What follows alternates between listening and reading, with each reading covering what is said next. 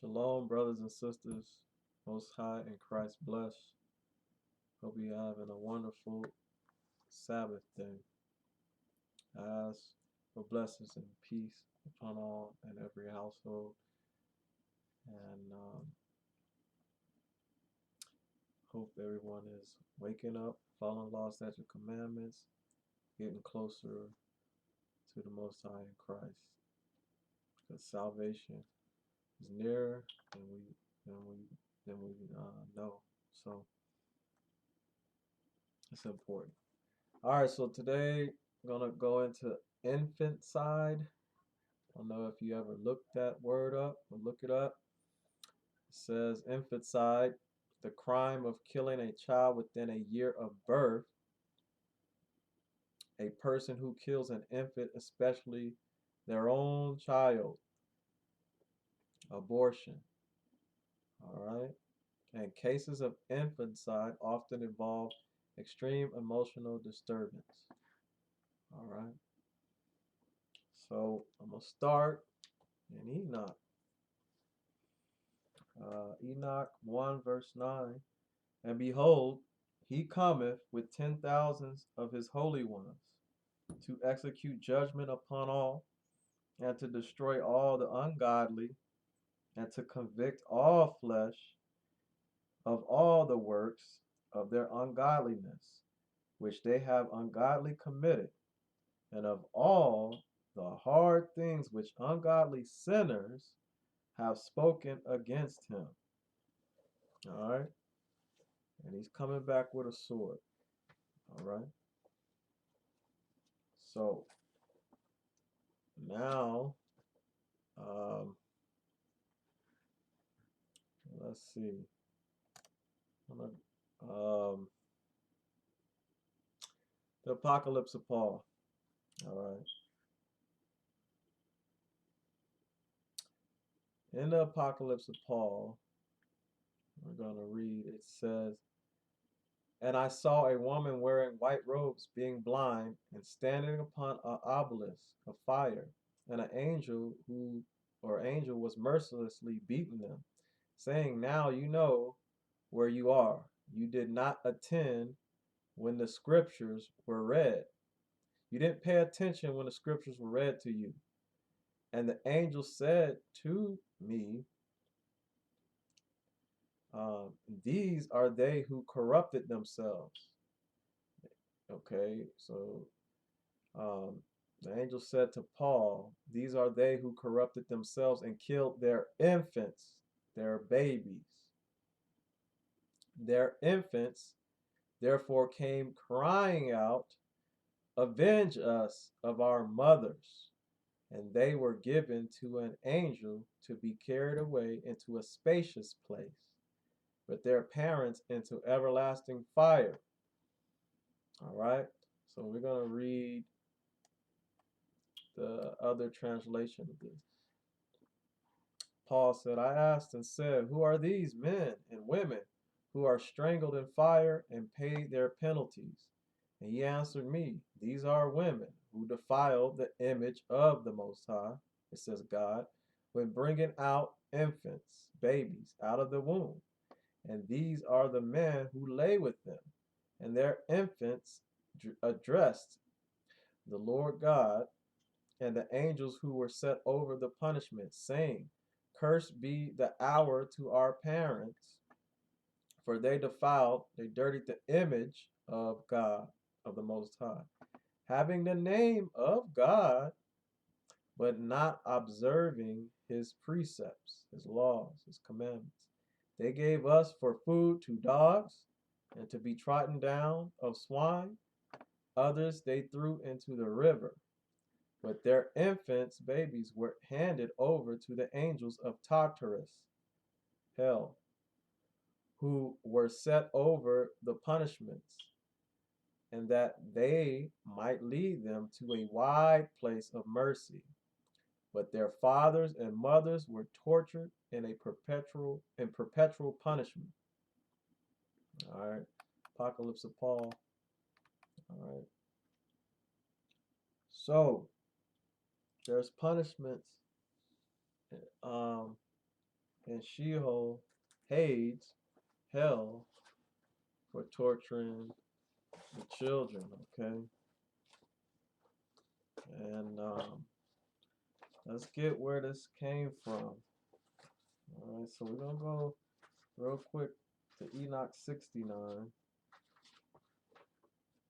Enoch 69, verse 12. It says, and the fifth was named, I'm not going to name his name, this is he who showed the children of men all the wicked smitings of spirits and demons, and the smitings of the embryo in the womb. All right.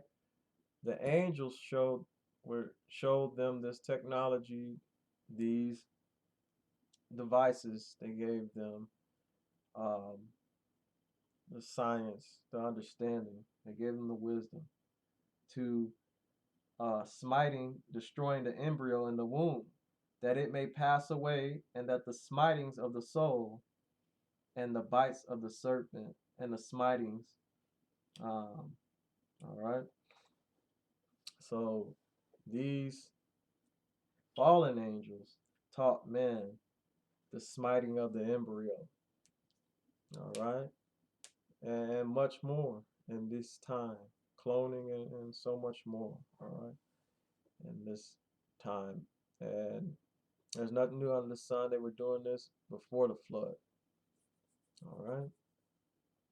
So Planned Parenthood and all these abortion clinics, they need to be taken down in the name of the Most High Ahaya. All right. He said to be fruitful and multiply and increase on the earth. Israel, multiply and be fruitful. Trust your power. And don't be peer pressured or anything, young women. Have children. And the Most High, well, Christ, the Son of God, said, hey, bring the children unto me. He told the apostles, don't stop them. Let them come unto me. All right. And bringing them unto the Most High is the best thing that you can do, because they will never depart from what they have learned. And if they do, they will come back, right, and be faithful. And that's what you want them to know, who their power is, their God. And their God is the Most High. Elohim, Ahaya. I am that I am. Ahaya Ashah Ahaya. Okay? So we're going to get into the lesson. I thought I would share that. We're going to go into infanticide in Greece, infanticide in Rome. And we're going to see that infanticide was forbidden among the Israelites and Christians, the Jews and the Christians. All right. And so let's go real quick. And let me get that. I'm going to read it to you out of, I'm in the book of, let's see, William Durant, The Story of Civilization 3, William Durant, Caesar, and Christ. Okay. Like I said, I'm going to go into infanticide. But Matthew 18:6 says, but whoso shall offend one of these little ones which believe in me, it were better for him that a millstone were hung about his neck, and that he were drowned in the depth of the sea, the abyss. All right. You're supposed to be enjoying these little ones. Be fruitful and multiply. You don't know. You are prophets and priests, kings and queens. All right. We want to multiply. So, first off, we're going to go and check out Greece. So let me go to page 42. Page 42. All right. um let me go back one. All right, so mm, the Carthaginians appear at their worst in their religion, which again we know only from their enemies. Their ancestors in Phoenicia had worshipped Baal Moloch and Astarte as personifying the male and the female principles in nature, and the sun and the moon and the sky, and the Carthaginians addressed similar devotions to corresponding deities, Baal, Haman, and Tanith. Tanith above all aroused their loving piety. They filled her temples with gifts and took her name in their oaths. Third in honor was the god Melkart, key of the city, then Ishman, god of wealth and health, then a host, an army of minor gods, powers, Baals, or lords. Even Dido was worshipped. To Baal Haman and great crises, living children were sacrificed. That means killed, as many as 300 in a day. They were placed upon the incline and outstretched arms of the idol and rolled off into the fire beneath. Their cries were drowned in the noise of trumpets and cymbals. Their mothers were required to look upon the scene without moan or tear, if they be accused of impiety, disrespect, and lose the credit due them from the Most High, or well, from the God. I'm sorry. In time, the rich refused to sacrifice to kill their own children and brought substitutes. Okay, you see that happen a lot with these celebrities. All right, the blood sacrifice, the Illuminati stuff, the ritual crap that they're doing, the Masons, Freemasons, and all. You have these things going on, especially on their unholy days, their holidays. All right. It says, in time, the rich refused to kill their own children and bought substitutes among the poor. But when Ag- Agathocles of Syracuse besieged Carthage, the upper classes, fearing that their subterfuge had offended the god, cast 200 aristocratic infants, babies, into the fire. It should be added that these stories are told us by Diodorus, a Sicilian Greek, who looked with equanimity upon the Greek custom law of infanticide, killing their babies, abortion. That he hated it. It may be that the Carthaginian sacrifice killed solaced with pity and effort to control the excess of human fertility. So they were doing depopulation back then. All right. I'll continue a little bit more with this. It says, when the Romans destroyed Carthage, they presented the libraries they found there to their African allies. Of those collections, nothing survives except Hanno's record of his voyage and fragments of Mago and husbandry. St. Augustine vaguely assures us that in Carthage there were many things wisely handed down to memory, and Sallust and Juba made use of Carthaginian historians, I'm sorry. But we have no native account of Carthage history. Of its architecture, the Romans left not a stone upon a stone. We were told that its style was a mixture of Phoenician and Greek, that its temples were massive and ornate, that the temple and statue of Bel Haman were plated with gold valued at 1,000 talents. and that even the proud Greeks considered Carthage one of the world's most beautiful capitals. All right. Uh, I'll keep going. The museums of Tanis contain some pieces of sculpture from sacro- sarcophagi found in the tombs near the site of Carthage. The finest is a strong and graceful figure, perhaps of Tanith, in a manner essentially Greek. Smaller statues unearthed from Carthaginian graves in the Belarus are crude and often repulsively grotesque, as if designed to impress children or frighten devils away. All right. And that's it on that. All right. I ain't gonna waste my time. Let's go. That was infanticide in Greece. All right. Let's go. And they were worshiping gods. All right. All right. And setting up temples, churches to these gods. All right. All right. Infanticide in Rome. All right. Page 56. All right. All right. Um,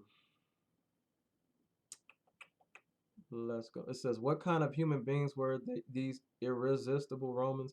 What institutions have formed them to such ruthless strength and character and policy? What homes and schools? What religion and moral code? How did they take from the soil, and by what economic organization and skill did they mold to their uses the wealth required to equip their growing cities and those ever new armies that never knew rest? What were they like in their streets and shops, their temples, their theaters, their science and philosophy, their old age and death? Unless we visualize scene by scene this Rome of the early republic, we shall never understand the vast evolution of customs, morals, ideas, which produced in one age the Stoic, Cato, and in a later age the Epicurean, Nero, and at last transformed the Roman Empire into the Roman Church. All right, we're gonna talk. It says the family. All right, so birth itself was an adventure in Rome, Israel. If the child was deformed or female, the father was permitted by custom, by law, to expose it to death. What do you mean by expose it to death? Otherwise, it was welcomed. For though the Romans, even of this period, practiced some measure of family limitation, they were eager to have sons rule life, made children assets. Public opinion condemned childlessness, and religion promoted fertility by persuading the Roman that if he left no son to tend his grave, his spirit would suffer endless misery. That's what they believed. After 8 days, the child was formally accepted into the family and the clan by a solemn ceremony at the domestic hearth. A clan, Guinness, was a group of free-born families tracing themselves to a common ancestor, bearing his name, united in a common worship and bound to mutual aid in peace and war.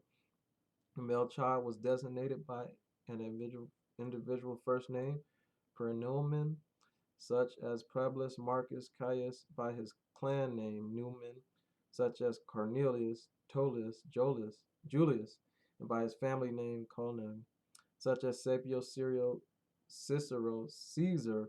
Women were most often designated simply by the clan name Cornelia, Tullia, Claudia, Julia, since in classical days there were only some 15 first names of males. All right, and these tend to be repeated confusingly in many generations of the same family. All right.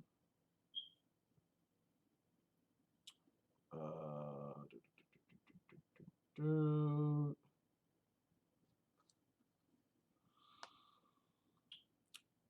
all right. That's as much I'm gonna get on that. Let's go to page 22, 222. I'm trying to cut straight to the chase. 222. Let's see. Mm.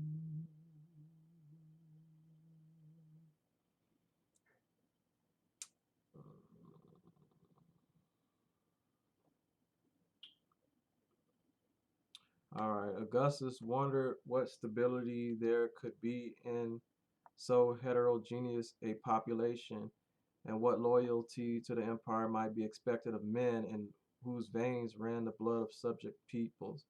By his urging, the Lex Fatifica Canem 2 BC and later measures enacted that an owner of not more than two slaves might free them all. The owner of from 3 to 10 slaves might free half of them. The owner of from 11 to 30, one third. The owner of from 31 to 100, one fourth. And the owner of from 101 to 300, one fifth. And no master might free more than 100. All right. All right. So one might wish that Augustus had limited slavery instead of freedom, but antiquity took slavery for granted and would have contemplated with horror the economic and social effects of the wholesale emancipation, just as the employers of our time fear the slough that might come from security. Augustus was thinking in terms of race and class. He could not conceive a strong Rome without the character, courage, and political ability that had marked the old Roman. Above all, the old aristocracy, the decay of the ancient faith among the upper classes had washed away the supernatural supports of marriage, fidelity, and parentage. The passage from farm to city had made children less of an asset, more of a liability, and a toy. Women wish to be sexually rather than maternally beautiful. In general, the desire for individual freedom seemed to be running counter to the needs of the race. To accentuate the evil legacy, hunting had become the most profitable occupation in Italy. Men without children were sure to be courted in their declining years by expectant ghouls, and so large a number of Romans the, Romans relished this assurant courtesy that it became an added cause of childlessness. Protracted military service drew a considerable proportion of young men from marriage in their most noble years. Noble years. A large number of native stock Romans avoided wedlock together, preferring prostitutes, whores, or concubines, even to a varied succession of wives. Of those who married, a majority appear to have limited their families by abortion, infanticide, coitus interruptus, and contraception. All right. Um, so that was how these people were back then, and seems like it's the same as today. So I'm gonna go on over. See what else was here. Let's see, 363. Trying to get to the gushy stuff, good stuff right now. 363. All right, 363. Cool. I guess I highlighted. So it makes sense if you highlight. The people. Epicurean Rome. Okay, this is 30 BC and AD 96. All right. What a form of Babylon, nonetheless. Let us enter these dwellings, livings, temples, theaters, and baths, and see how these Romans lived. We shall find them more interesting than art. We must, at the said recalled that by Nero's time they were only geographically Roman.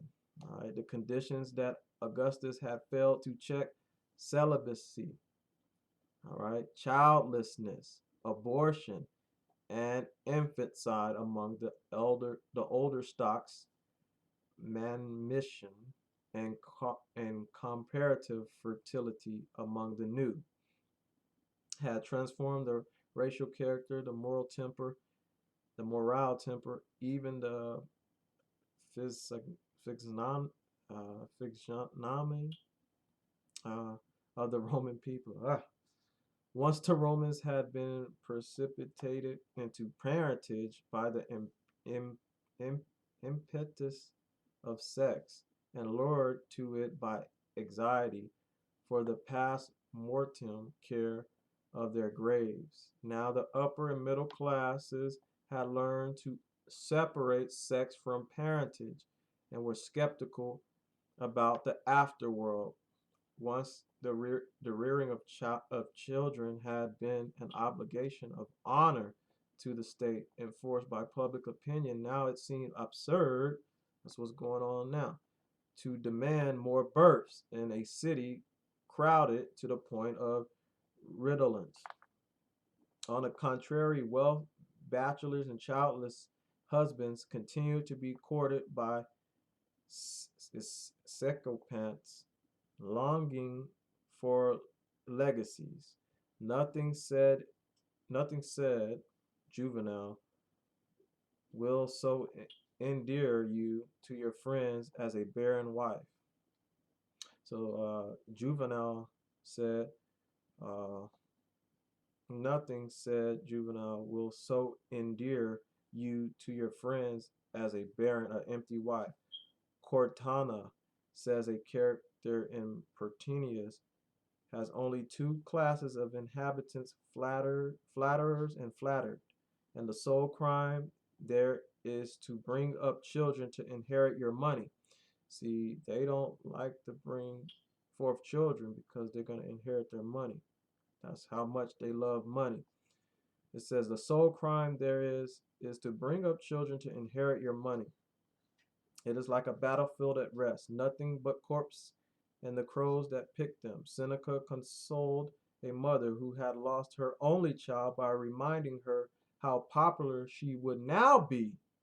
For with uh, for with us, childlessness gives more power than it takes away.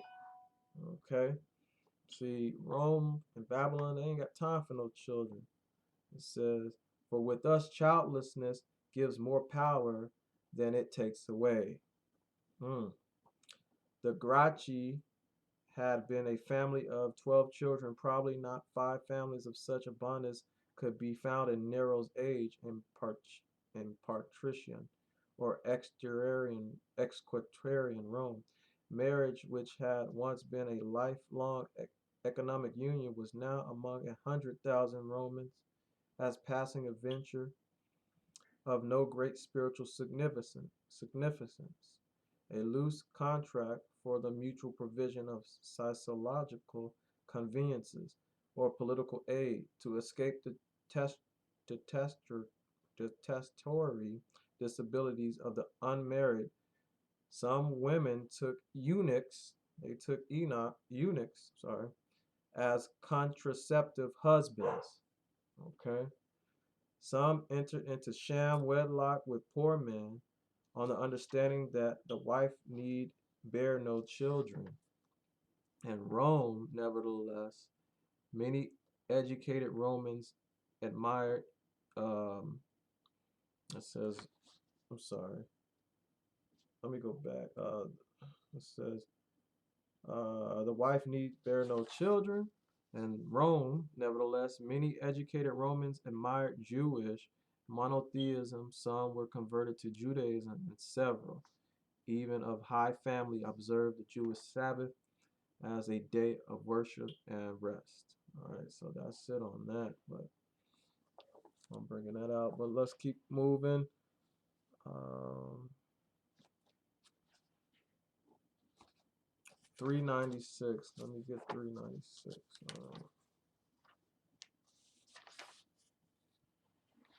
talking about infanticide. Um, mm, it says the Roman woman gained new rights as the man lost old ones, but she was clever enough to disguise her freedom under containing legal disabilities. All right. The law of the republic assumed that she was never sui heiress of her own right, but always depended upon some male guardian. According to our ancestors, said Gaius, even women of mature age must be kept in tutelage because of the likeness of their minds. In the later republic and under the empire, this legal dependence was largely annulled by feminine charms and willfulness abated by male susceptibility and affection. All right, trying to get to the emphasize. Um, let's look real quick. Okay. The law struggled to encourage parentage among the freeborn, but with negligible results. Infanticide was forbidden except in the case of infants deformed or incurably diseased. The detected procurer of abortion was banished and lost part of his property. If the woman died, he was to put he was to be put to death. Let me read this again, guys. All right. All right. Mm, all right. So it says the law struggled to encourage parentage among the freeborn. All right. But with negligible results, infanticide was forbidden except in the case of infants deformed. All right. So if the infant was deformed, they killed it, or incurably diseased. The detected procurer of abortion was banished and lost part of his property. If the woman died, he was to be put to death. All right, he was to be put to death. These laws, of course, were largely evaded. Then, as now, children of any age remain under the authority of the father except when thrice sold by him into bondage or when formally emancipated. All right. This is just extra knowledge. Is some stuff that I highlight. I'm going to read it. It says the slave had no legal rights whatever. Indeed, Roman law hesitated to apply the term persona to him and compromised by calling him an impersonal man. Still three-fifths of a man. All right, back then too. It is only by a considerate error that Gaius discusses him under the law of persons. Logically, the slave came under the rubric or property res. He could not own, inherit, or bequeath. He could not make a legal marriage. His children were all classed as illegitimate, and the children of slave women were classed as slaves even if the father was free. Slaves, male or female, might be seduced by their master without legal redress. The slave could not bring action in the court against those who injured him. He could proceed in such a case only through his owner. The latter, under the law of the republic, could beat him, imprison him, condemn him to fight beasts in the arena. They fed us the beasts, all right, and expose him to die of starvation or kill him without cause or without and with no other control than a public opinion formed by slave owners. If a slave ran away and was caught, he could be branded or crucified. Augustus boasted, he laughed that he had captured 30,000 runaway slaves and had crucified all who had not been claimed. If under these or other provocations a slave killed his master, law required that all the slaves of the murdered man should be put to death. That's just terrible, right? But he that leadeth in captivity will go into captivity. He that killeth with the sword must be killed with the sword. And that's the patience of the saints. And they will be. We ain't got to worry about that. It was just some extra that I seen there, and I thought that it would be important to read. Okay. Um, I'm gonna read this too. Suicide back then was no crime. On the contrary, before dementia, it was in some senses rewarded. A man condemned to death could usually, by suicide, ensure the validation of his will and the unimpeded transmission of his property to his heirs. The law left the last choice free. All right. So let me go into 434. Sometimes it's good to know your enemy and actually see what the heck they were talking about back then. 134. I mean 434.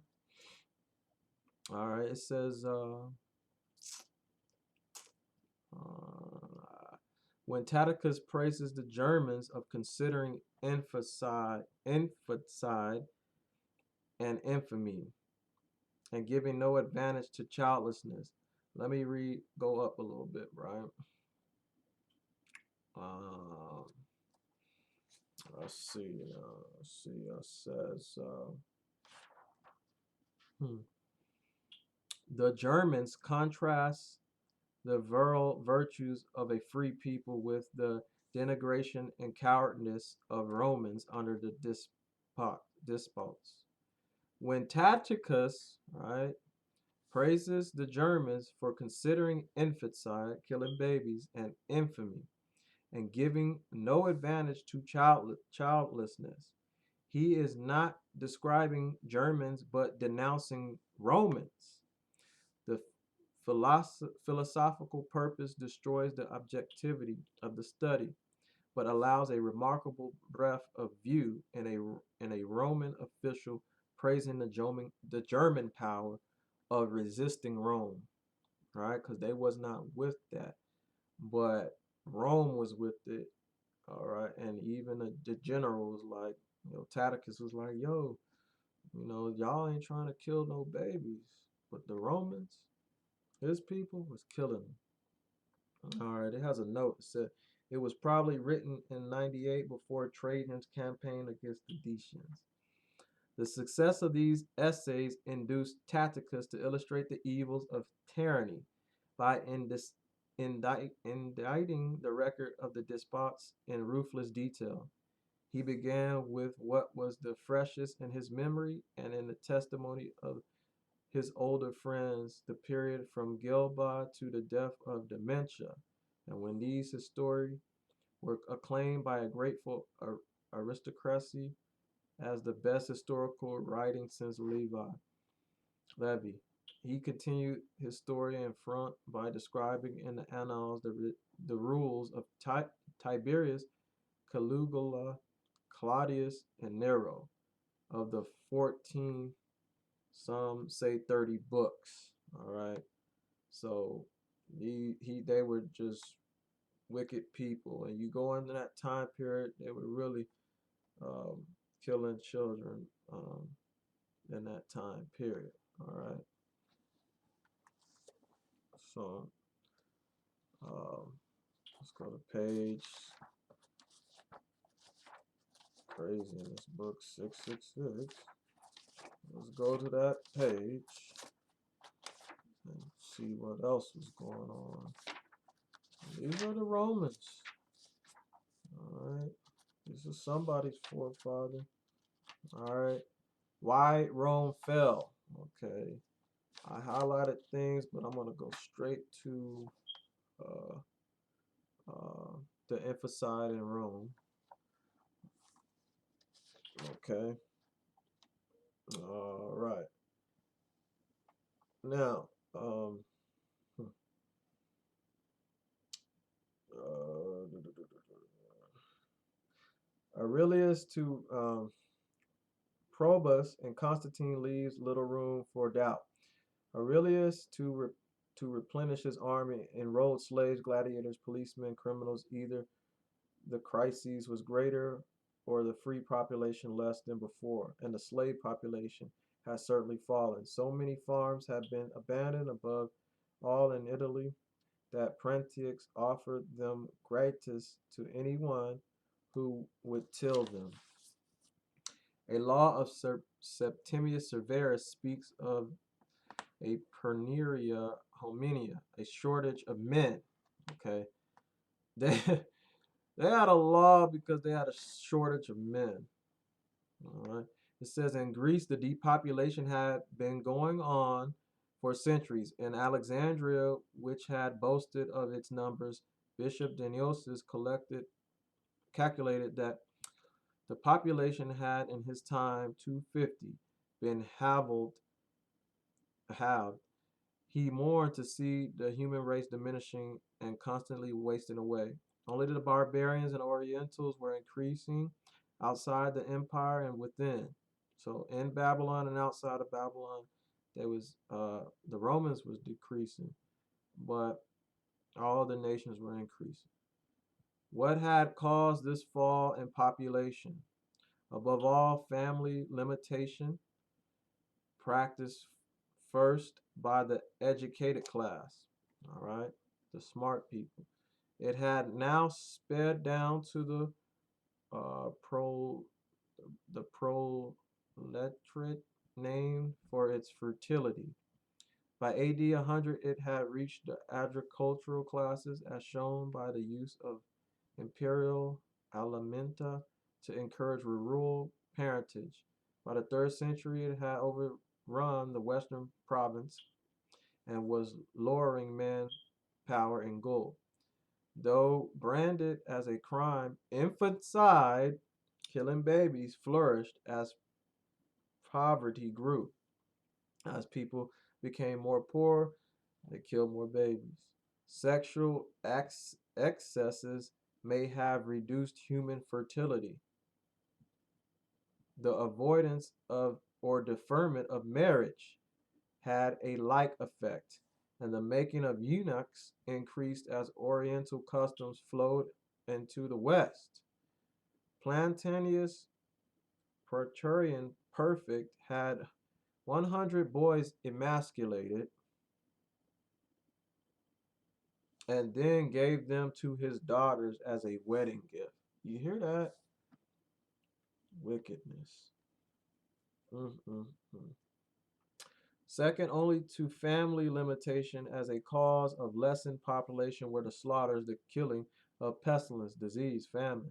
Well, disease, COVID, AIDS, Ebola, revolution, and war. So pestilence, revolution, and war. This was started bringing down Rome. Epidemics of major proportions decimated the population under Aurelius Gallienus and Constantine. In the plague of 260-65, almost every family in the empire was attacked in Rome. We are told there were 5,000 deaths every day for many weeks. Israel. The mosquitoes of the Campagna were winning their war against the human invaders of the Pontine marshes, and malaria was sapping the strength of the rich and poor in Latium and Tuscany. The holocaust of war and revolution, and perhaps the operation of contraception, condoms, Plan B, abortion, and infanticide, killing babies, had a dysgenic, dysgenic, as well as a numeric effect. The ablest married, the ablest, men married latest and bred latest and died soonest. Praise the Most High. The, all right. The dole weakened the poor, luxury weakened the rich, and a long peace deprived all classes in the peninsula of the martial qualities and arts. The Germans who were now populating the north Italy and filing the army were physically and morally superior to the surviving native stock. If time was allowed a leisure assimilation, they might had absorbed the classic culture and reinvigorated the Italian blood, but time was not so generous. The Most High wasn't so generous. However, the population of Italy had long since been mingled with Oriental strains, physically inferior, though perhaps mentally superior to the Roman type. The rapidly breeding Germans could not understand the classic culture, did not accept it, did not transmit it. The rapidly breeding Orientals were mostly of a mind to destroy that culture. The Romans, possessing it, sacrificed it to the comforts of sterility. Rome was conquered not by barbarian invasion from without, from the outside, but barbarian multiplication within. All right.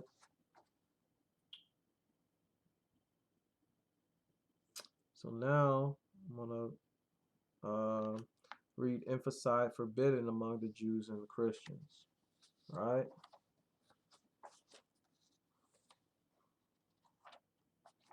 So 546.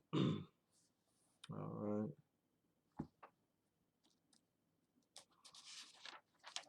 All right.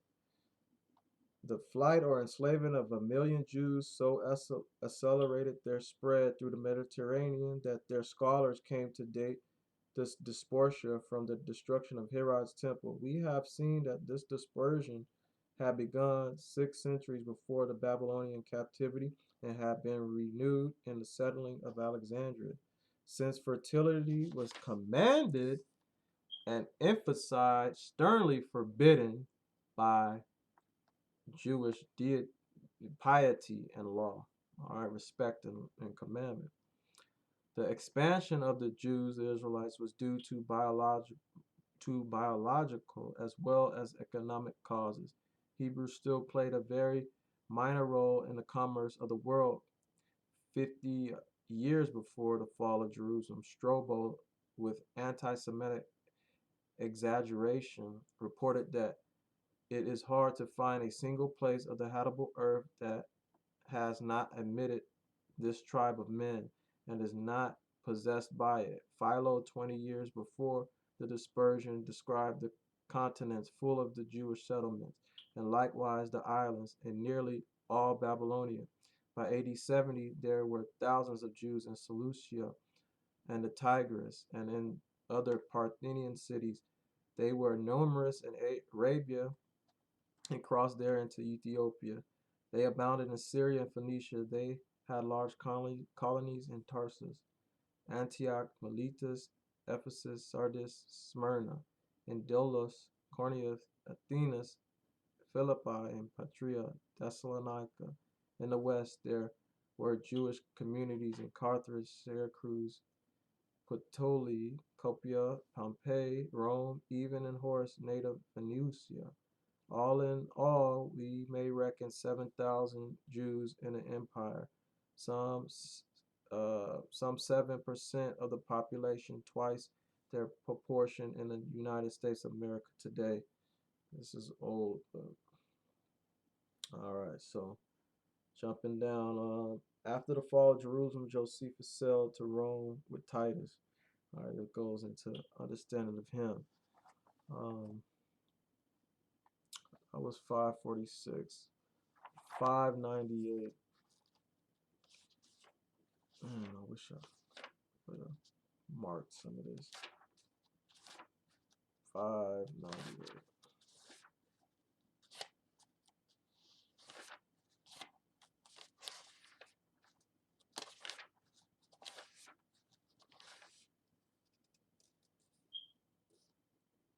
All right. 598. All right.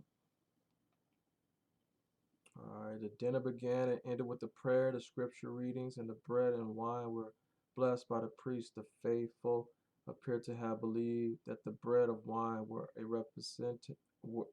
or represented the body and blood of Christ. The worshippers of Dionysus and Attis and Mithras had entertained like beliefs at the banquets, where they ate the magic embodiments of the symbols of their gods. All right. The final ritual of the agape was the kiss of love. In some congregations, this was given only by men to men and by women to women. In others, this hard restriction was not enforced. Many participants discovered an untheologic delight in the pleasant ceremony in Tertullian, and others denounced it as having led to sexual indulgences. The church recommended that the lips should not be opened in kissing, and that the kiss should not be repeated if it gave pleasure. In the third century, the agape gradually disappeared. All right. Despite such episodes and the diatribes of preachers calling their congregation to perfection, we may accept the old belief that the morals of the early Christians were a reproving example to the pagan world. All right. Um, let's jump down. It says, the hope of the coming kingdom carried with it belief in a judge who saw every act, knew men's every thought, and could not be eluded or deceived. To this divine surveillance was added mutual scrutiny. In these little groups, sin could with difficulty find a hiding place, and the community publicly reprimanded those members who had violated the new moral code with sufficient secrecy. Abortion and infanticide, which were decimating pagan society, were forbidden to Christians as the equivalent of murder.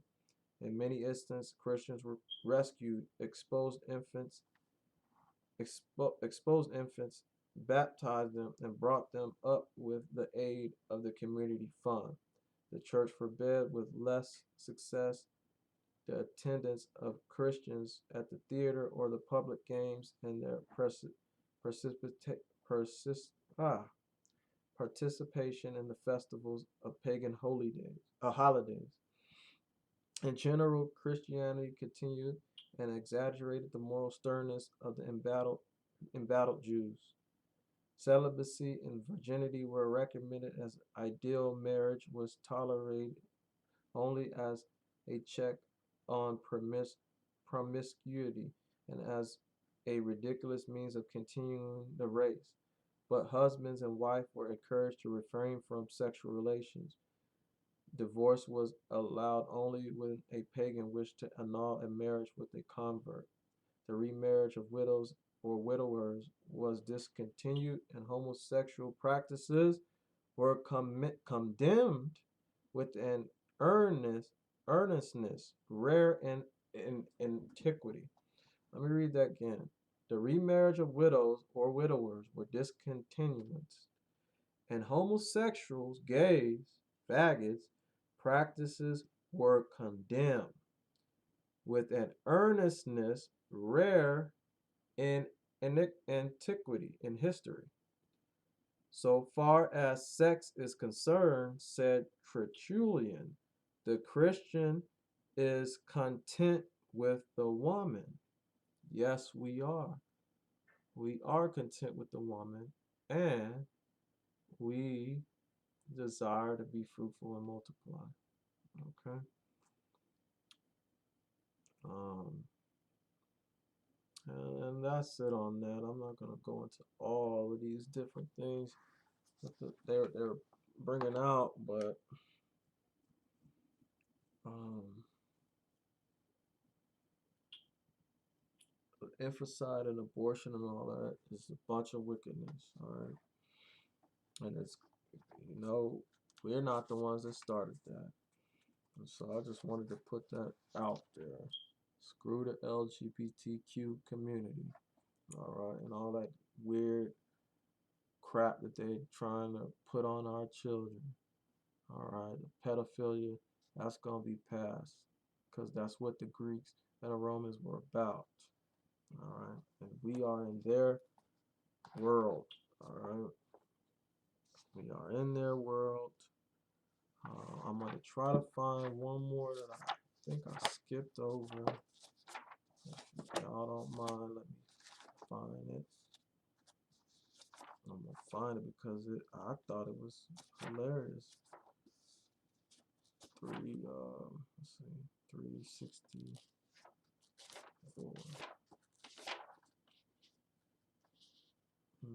Hmm. Hmm. Hmm.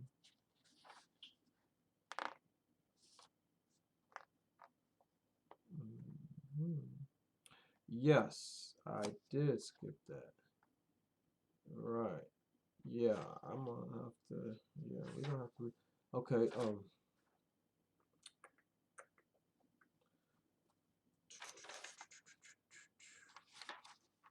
Alright, um, it says it says some entered into sham wedlock with poor man on the understanding that the wife need bear no children and might have as many lovers as she pleased. All right. Contraception, Plan B or condoms were practiced in both its mechanical and chemical forms, even to this day. And birth control shots were screwed up our people. If these methods failed, there were many ways of procuring abortion. Philosophers in the law condemned it, but the finest families practice it. The rich, the famous, Hollywood. Poor women, says Juvenal, endured the dangers of childbirth, and all the troubles of nursing. But how often does a gilded bed harbor a pregnant woman? So great is the skill and so powerful the drugs of the abortionists. Margaret Sanger, Planned Parenthood, abortion clinics around the world. All right. Nevertheless, he tells the husband, rejoice and give her the potion. So this guy, Juvenile, is advertising, be happy and give her the potion. What potion? All right, the Plan B. All right, the birth control shot. All right, the patch. The so many other ones. I forgot the other one. You put the whatever it's called. The implant. All right. For it says, nevertheless, he tells the husband, rejoice, give her the potion. For were she to bear, if she was to bear to keep the child, you might find yourself the father of an Ethiopian. All right. A father of a Niger, a Hebrew. And so enlightened a society, infanticide was rare. And so enlightened a society, infanticide was rare. Yeah, right. So the note says sometimes in first century, girls or illegitimate children were exposed, usually at the base of the columna lactaria, so named because the state provided wet nurses to feed and save the infants, the babies found there. The abandonment of unwanted babies, however, is a custom, a law, to be found in all but the most uncivilized societies. All right. Um, and there was another note. Um, just some note that I highlighted. It says in AD 56, a senator declared that most of the knights and many of the senators were descendants of slaves. All right. I think that's important. All right. Yeah.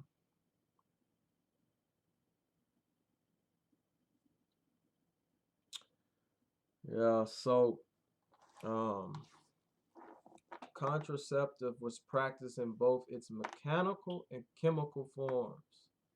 If these methods failed, there were many ways of procuring abortion. Philosophers and the law condemned it, but the finest families practiced it. Poor women, says Juvenal, endure the perils of childbirth and all the troubles of nursing. Does a gilded bed harbor a pregnant woman? So great is the skill and so powerful the drugs of the abortionists. All right, Republican and Democrat, but we've been voting Democrat, and they've been for abortion, killing your baby. Anyway, nevertheless, however, he tells the husband, laugh, give her the potion, for were she to bear the child, you might find yourself the father of an Ethiopian. And the Ethiopians were black.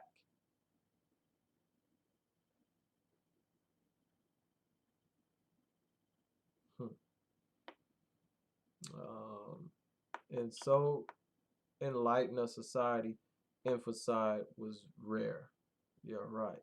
The fertility of the moneyed class was so offset by immigration and the vicinity of the poor that the population of Rome and the empire continued to grow. Belloc estimated it at 80,000, 800,000 for the Rome of the early empire. Gibbon at one 1,200,000. Marquette at 1,600,000. Belek computed the population of the empire at 54, right? Gibeon at 120. In 1937, the population of Rome was 178,000, a million, whatever. But these people were wicked and evil. They were killing children, and already um, read some scriptures on that about the infanticide and what Paul had to say, and I'll read it again, okay? Because this is what Paul saw in hell, and he says, "I saw a woman wearing white robes, being blind, and standing upon an obelisk of fire, and an angel was mercilessly beating them, saying, now you know where you are. You did not attend, you didn't hearken, you didn't pay attention when the scriptures were read to you. And the angel said to me, these are they who corrupted themselves and killed their infants. Their infants therefore came crying out, avenge us of our mothers.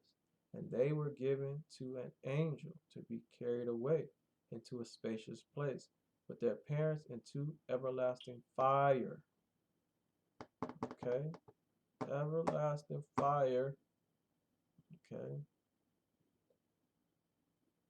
Your trial, the baby and all of that's going to be there testifying against you. All right? That's why it says it's going to be weeping and gnashing of teeth at the judgment. All right? Especially if you ain't repent. And there's people that do it over and over and over and over again. All right? And Paul asked and said, who are these men and women who are strangled in fire and pay their penalties, their price? And he answered me, these are women who defile the image of the Most High, when bringing out babies or children out of the womb. And these are the men who lay with them, who slept with them. And their infants, their babies, addressed the Most High, and the angels who were set over the punishment, saying, cursed be the hour to our parents, for they defile the image of the Most High, having the name of the Most High, but not observing, being obedient to his precepts. They gave us for food to dogs and to be trodden down of swine. Dogs ate them and pigs ate them. Right?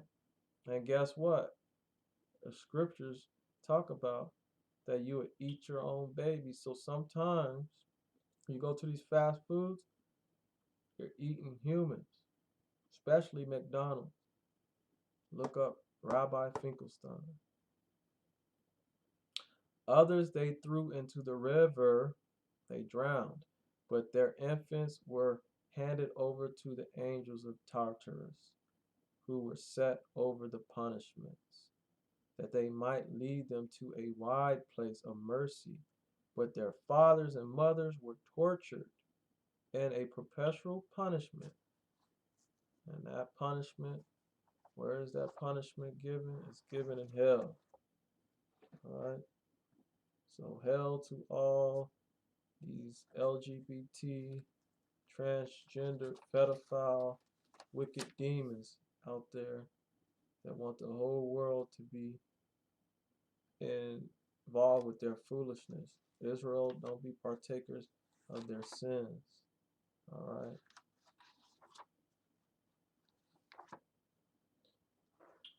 We're born in this world, but we're just passing through.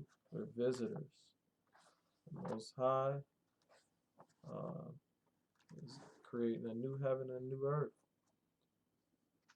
And you need to give your spirit to the Most High and trust in Him with all your heart and all your soul. And be baptized for remissions of sins. And know that Yeshua paid the price. And trust in Christ. So trust and ask for forgiveness. Ask Him to have mercy.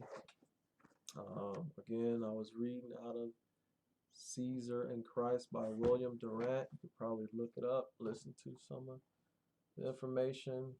It does have a section talking about the fall of Rome. I might go into that because it's important. It highlights how it fell, and then we're in Babylon. It's gonna fall no matter what, but it's good to calculate and see what's going on in the time, understand where we at. Um, but we're in a time of Jacob trouble, and guess what? We will be saved out of it. Have a blessed and wonderful Sabbath. Shalom, Israel, to all the 12 tribes. And I ask for protection and safety over your life and healing and joy. And the Most High's mercy and grace be upon you. Shema Yashala. All right. Shalom.